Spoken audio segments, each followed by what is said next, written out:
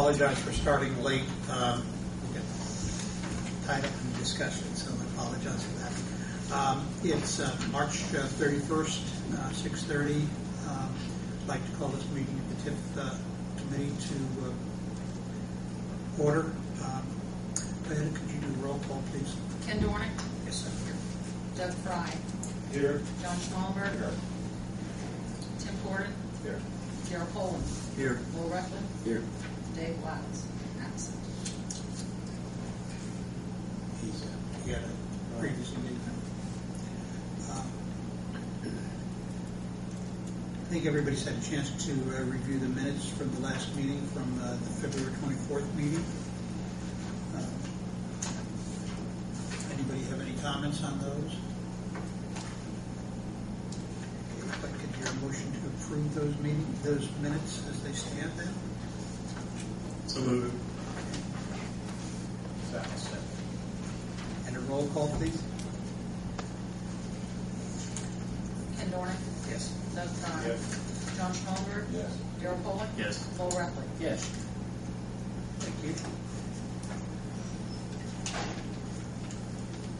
Did we get an update from our illustrious city engineer on the workings on Lincoln Street? I don't know about illustrious, but the other part's true. I'm the city engineer.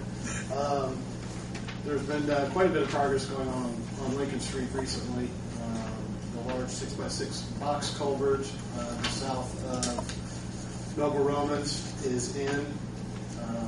That did cause some one-way lane restrictions. There were flaggers out there while that was going across Lincoln Street, but that is in and complete.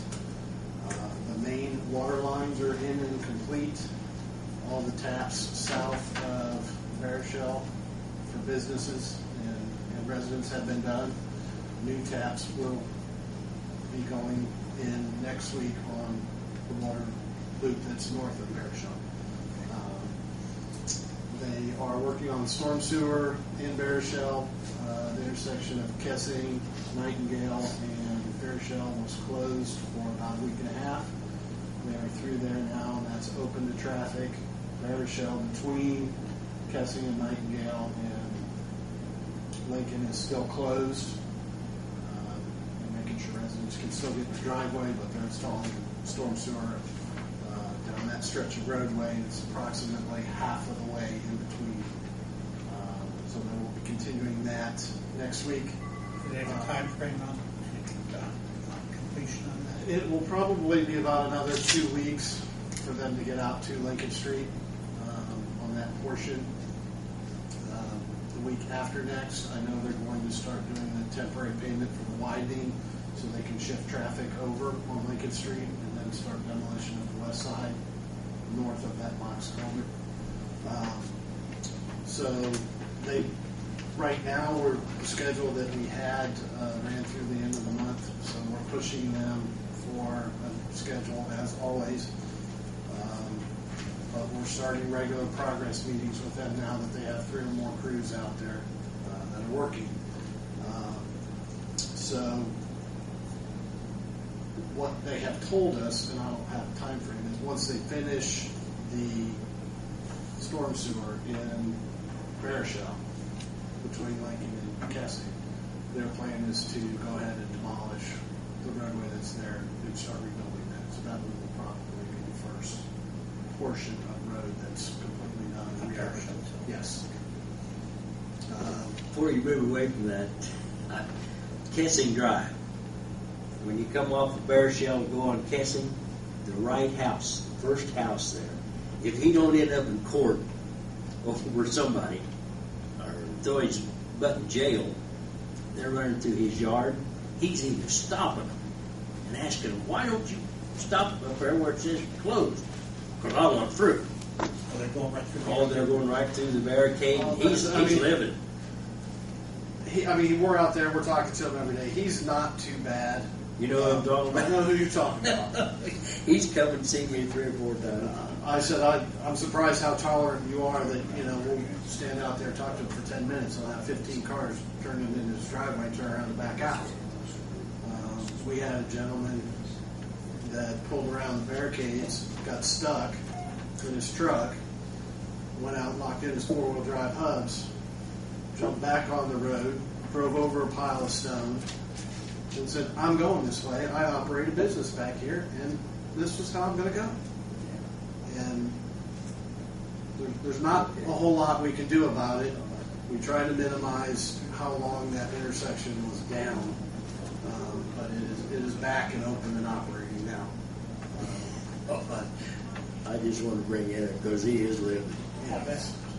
And they have started the large welcome to Greensburg sign out by Taco Bell. You'll see that they've actually poured for the columns for the pillars. So that work will be continuing out there. Short of that, I would say that the temporary widening will take probably 2 to 3 weeks. So probably toward the end of April, we'll see a shift of traffic over to the east side, and then we'll start the demolition of the west side. When did you say they would start the temporary payment? A week from Monday. The water line is complete now. The main trunk lines are complete. Service taps off of the new main to individual businesses north of Barishell have not been completed. That line has been pressure tested and it has been chlorinated, so it's live, it's active. If they need to use the fire hydrants on it, they're available. We just can't shut the old main down until we get the service taps to those other businesses. Cut, that's just a thought. Well, and I wasn't aware of that on Kessing, the issue. But I thought, in general, the people on Lincoln Street were pretty polite and pretty considerate brothers. I've been very pleasantly surprised with it. I don't think there's a problem on Lincoln.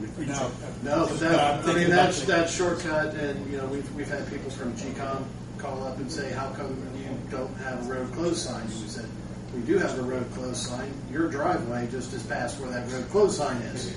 And so you're taking that driveway and you're not seeing it. So when they get down there, they get upset. Unfortunately, not a lot we can do. Did you say we still don't have a schedule from O'Mara yet? Yeah. And I've told them, I want, just give me a month. But there's some issues with NDOT wants a certain schedule, and their schedule is how are you going to build it originally when you bid it.